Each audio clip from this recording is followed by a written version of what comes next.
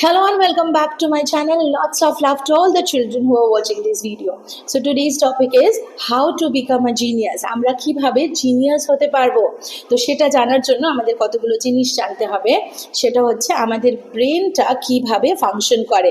আমাদের ব্রেনটার মধ্যে না দুটো হেমিস্ফিয়ার আছে, the left hemisphere and the right hemisphere. Left hemisphere কি করে? লেফট হেমিস্ফিয়ার ম্যাথমেটিক্যাল স্কিলসগুলো কন্ট্রোল করে, নাম্বারস কন্ট্রোল করে, ইকোনমিক্স কন্ট্রোল করে, কোনো রিজনিং কন্ট্রোল করে।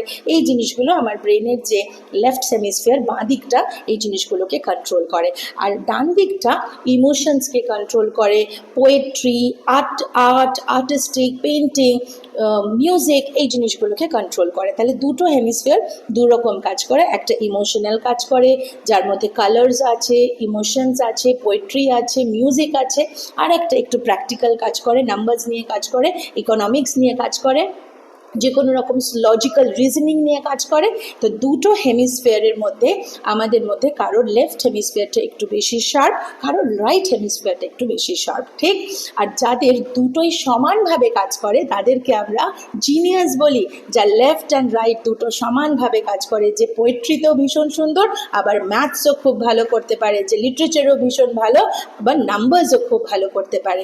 কিন্তু অনেকে আছে যাদের একটা হেমিস্ফিয়ারই বেশি বেটার কাজ করে। সেটা আমরা বুঝতে পারি যে আমার কিন্তু এটা করতে বেশি ভালো লাগে, এটা করতে খুব একটা পছন্দ না।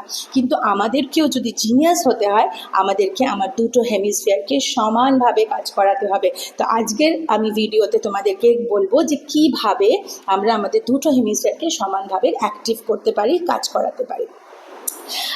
আমরা শুনেছি জিনিয়াসদের নাম আমরা জানি, যেরকম অ্যালবার্ট আইনস্টাইন, লিওনার্দো ভিঞ্চি।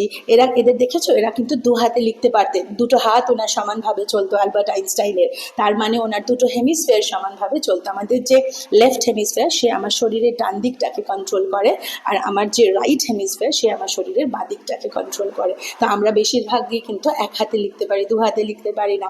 তো যখনই দুটো হাতে লিখছে তার মানে ওনার লেফট হেমিস্ফিয়ার ডান দিকটা লিখছে আর ওনার রাইট হেমিস্ফিয়ার বাঁ দিক দিয়ে লিখছে। তো ওইরকম প্র্যাকটিস যারা করতে পারে তারা কিন্তু এক ধরনের জিনিয়াস।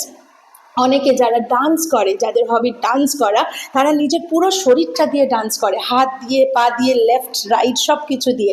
তাহলে তাদের কিন্তু আইকিউ লেভেল নর্মাল বাচ্চাদের থেকে বেশি যারা ডান্স করে। বা ধরো যারা যে কোনো রকম স্পোর্টসে আছে, বক্সিং করছে, ক্যারাটে করছে, ফুটবল খেলছে, তারা তাদের পুরো শরীরটা দিয়ে করে।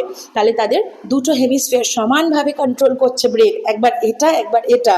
তো সেটা করার জন্য তারাও কিন্তু অন্যদের থেকে অনেক বেশি আইকিউ লেভেল তাদের বেটার। তো আমরা দেখব যে যারা এগুলো কিচ্ছু করে না তাদের কি তার মানে আইকিউ লেভেলটা কমই থেকে যাবে চিরকাল? না তো। তাহলে এমন কি অ্যাক্টিভিটি আছে, এমন কি করলে আমাদের দুটো হেমিস্ফিয়ার সমানভাবে কাজ করবে আর আমরাও জিনিয়াস হতে পারবো? একটা জিনিস কি জানো, আজকে যারা আমরা চাকরি করি, যারা অফিসে যাই, তাদের কিন্তু খুব একটা ফিজিক্যাল লেবার হয় না, তাই না? আমরা খুব বাড়িতে বসে এসিতে আরামসে বসে আমরা কাজ করছি, অফিসে বসে কাজ করছি, ফিজিক্যাল লেবার খুব একটা হয় না।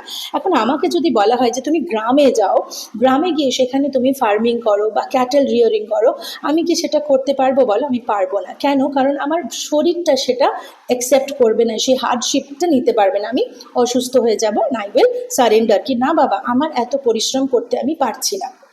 কিন্তু আজকে যদি আমি গ্রামেই জন্মাতাম, ওখানেই যদি থাকতাম, তাহলে আমি কিন্তু এগুলো ইজিলি করতে পারতাম ওখানকার মেয়েদের মতো, ঠিক? তাহলে এখান থেকে কি আমরা বুঝতে পারছি? আমরা বুঝতে পারছি যে আমি যেভাবে নিজেকে অ্যাডাপ্ট করাবো আমার শরীরটা ওভাবে অ্যাডাপ্ট হয়ে যাবে। তাহলে আমি যদি আমার ব্রেনকে এখন থেকে চ্যালেঞ্জিং অ্যাক্টিভিটিস না দিই, তো ব্রেন কি হবে, একটা সময়ের পরে ওর যে পাওয়ারটা সেটা ধীরে ধীরে ধীরে ধীরে কমতে থাকবে, এবং একটা সময়ের পরে তুমি কোনো রকম চ্যালেঞ্জ নেওয়ার ক্ষমতা নিজের কাছে রাখবে না। হায়ার স্টাডিজ করতে পারবে না, কোনো ডিফিকাল্ট কাজ করতে পারবে না, লাইফের কোনো সমস্যার সমাধান তুমি করতে পারবে না, বিকজ তোমার ব্রেন সারেন্ডার করে দেবে কি বস আমি পারছি না, এত টেনশন নিতে আমি পারছি না, এত প্রবলেমস আমি সলভ করতে পারছি না। তাহলে এখন থেকে ওকে চ্যালেঞ্জ দাও। তুমি জানো এখন আমার পিছনে মা বাবা আছে, আজকে আমার প্রবলেম হলে they will be my support system. তো চ্যালেঞ্জ নাও, চ্যালেঞ্জ দাও। কিভাবে ব্রেনকে চ্যালেঞ্জ দেবো? তাহলে আজকের আমার যেটা অ্যাক্টিভিটি সেটা হচ্ছে how to challenge your brain. ব্রেনকে চ্যালেঞ্জ দাও, ব্রেনকে দিয়ে কাজ করাও। ব্রেনকে যদি রিল্যাক্স ছেড়ে দাও, ও রিল্যাক্স থাকবে। ওকে যদি সারাদিন তুমি রিলস দেখাও না, ও সারাদিন বসে রিলস দেখবে, ওর খুব মজা হবে। কিন্তু রিলস দেখালে চলবে না, ওকে দিয়ে এমন অ্যাক্টিভিটি করাতে হবে যাতে ও ভীষণ পাজলড হয়ে যায় আর ভাবে যে আরে এটা আমাকে দিয়ে কী করাচ্ছে। তাহলে আস্তে আস্তে ধীরে ধীরে ধীরে ধীরে তোমার কগনিটিভ স্কিলসগুলো বাড়বে, দুটো হেমিস্ফিয়ার সমানভাবে কাজ করবে এবং তুমিও একটা জিনিয়াস হয়ে যাবে। আর আস্তে আস্তে তুমি নিজেই বুঝতে পারবে যে তোমার আইকিউ লেভেলটা বেড়ে যাচ্ছে, ধীরে ধীরে you are becoming more and more smarter. তো হোয়াট আর দোজ অ্যাক্টিভিটিস? আজকে আমরা যখন ঘুম থেকে উঠি, যারা আমরা রাইট হ্যান্ড দিয়ে কাজ করি, আমি চোখ বন্ধ করেও ব্রাশ করতে পারবো, তাই না? আমার ব্রেন সেটা ছোট্টবেলা থেকে করে করে করে করে এত হ্যাবিচুয়েটেড হয়ে গেছে যে ওর আর কোনো সমস্যা হয় না, ও চোখ বন্ধ করেও ব্রাশ করতে পারে। তাহলে আমি যদি তোমাকে বলি যে ঘুম থেকে উঠে তোমার যে ডমিনেন্ট হাত না, যেটা তোমার অন্য হাতটা, রাইট হ্যান্ড লেফট হ্যান্ডটা, সেটা দিয়ে ব্রাশ করো, তো কী হবে? ব্রাশটা একবার নাকে ঢুকে যাবে, একবার ভিতরে গামের মধ্যে ঢুকে যাবে। You will have lots of problem to synchronize, নিজের মুভমেন্টটাকে তুমি কন্ট্রোল করতে পারবে না। তো ইমিডিয়েটলি তোমার ব্রেন ভাবে যে আরে কী হয়ে গেল আজকে হঠাৎ করে, অন্যদিন তো ঠিক থাকে, কেন আমার সাথে এরকম করছে? তো একটা চ্যালেঞ্জ দাও, this are small small challenges. তো এই জিনিসগুলো করলে কি হবে, তোমার ব্রেন সবসময় অ্যাক্টিভ থাকবে।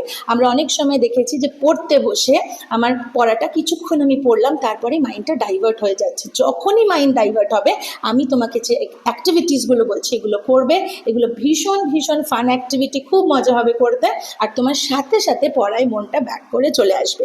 কি activity? Let's get back to the activities.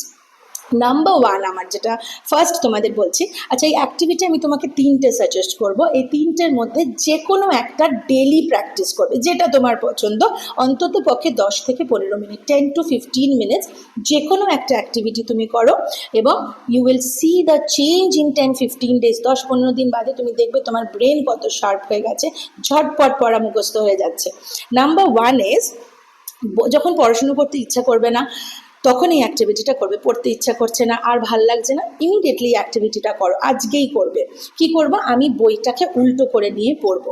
ঠিক আছে, অ্যাক্টিভিটি নাম্বার ওয়ান। কি করব? আমরা জানি আমার ব্রেন কিভাবে জিনিসটাকে জানে, সেটা হচ্ছে আমরা বাদিক থেকে ডান দিক পড়ি আর ওপর থেকে নিচে পড়ি, left to right, top to bottom. যখনই তুমি বইটা ঘোরাচ্ছ, তুমি ডান দিক থেকে বাদিক পড়ছো আর নিচ থেকে ওপরে পড়ছো, correct?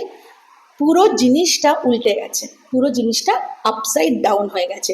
Now your brain will have challenge reading that. ও ভাবছে যে বাপরে, এটা তো অনেক ডিফিকাল্ট, আমি তো কিছুতেই পড়তে পারছি না। টাইম দাও, ধীরে ধীরে পড়ো। এক একটা ওয়ার্ড এমন ফানি তুমি বলবে, মুখ থেকে এমন এক একটা কথা বেরোবে যে তোমারও হাসি পাবে, সামনে মা বাবা বসে যদি শোনেন তাদেরও ভীষণ হাসি পাবে। ভীষণ ফানি একটা অ্যাক্টিভিটি, ঠিক? তাহলে বইটাকে উল্টো করে নাও। এর থেকেও আর একটা ডিফিকাল্ট হচ্ছে ম্যাপ রিডিং করো, ম্যাপ, ঠিক, কিন্তু উল্টো করে। তাহলে আমার নর্থ চলে যাচ্ছে সাউথে, আমার সাউথ চলে যাচ্ছে নর্থে, ইস্ট চলে যাচ্ছে ওয়েস্টে, ওয়েস্ট চলে যাচ্ছে ইস্টে। যেভাবে ব্রেনটা এতদিন ম্যাপ রিডিং করেছে, ব্রেনটা একদম কনফিউজ হয়ে যাবে যে আরে সব তো উল্টো পাল্টা হয়ে গেছে, নর্থ কোনটা, সাউথ কোনটা, ইস্ট কোনটা, ওয়েস্ট কোনটা। Give this challenge to your brain, ব্রেনকে এই চ্যালেঞ্জটা দাও। Activity number two. Activity number three is mirror reading. আয়নার সামনে দাঁড়াও, ড্রেসিং টেবিলের সামনে দাঁড়াও, খাতাটা ধরো, বইটা ধরো, ধরে পড়ার চেষ্টা করো কি লেখা আছে।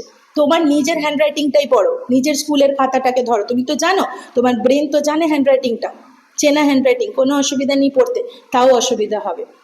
মিরর রিডিং, এই তিনটে অ্যাক্টিভিটির মধ্যে একটা বইটাকে উল্টো করে পড়ো, একটা ম্যাপটাকে উল্টো করে পড়ো, একটা মিরর রিডিং করো। এই তিনটে অ্যাক্টিভিটি ডেলি 10-15 মিনিটস করো। তখন কি হবে, তোমার ব্রেন বলবে কি ভাই বই সোজা কর, আমি পড়ছি। ও তো পড়তে চাইছিল না, মাইন্ডটা ডাইভার্ট হয়ে যাচ্ছে, এখন বলবে কি বইটা সোজা করো প্লিজ, আমি এমনিই পড়বো। Immediately your concentration will be back. করে দেখবে ইমিডিয়েটলি কনসেন্ট্রেশনটা ফিরে পাবে। আবার তোমার বেশ খানিকটা পড়া হয়ে যাবে, 2-3 ঘন্টা। আবার যখন মনে হচ্ছে যে না, তখন আবার একটা এরকম অ্যাক্টিভিটি করো, মিরর রিডিং করো, কিছু করো, দিনে 15 মিনিট করে করো। তুমি দেখো তোমার আইকিউ লেভেল বাড়তে বাধ্য।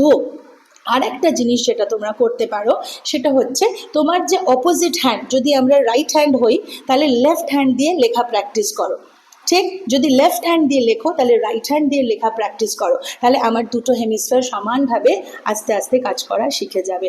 যত তাড়াতাড়ি হবে তত তাড়াতাড়ি তুমি এই জিনিসগুলোকে অ্যাকসেপ্ট করতে পারবে এবং তত তাড়াতাড়ি তোমার দুটো হেমিস্ফিয়ার একসাথে কাজ করবে। ঠিক আছে? So that is all for today. Practice this and let me know if it is giving you benefits. Till the time, bye bye.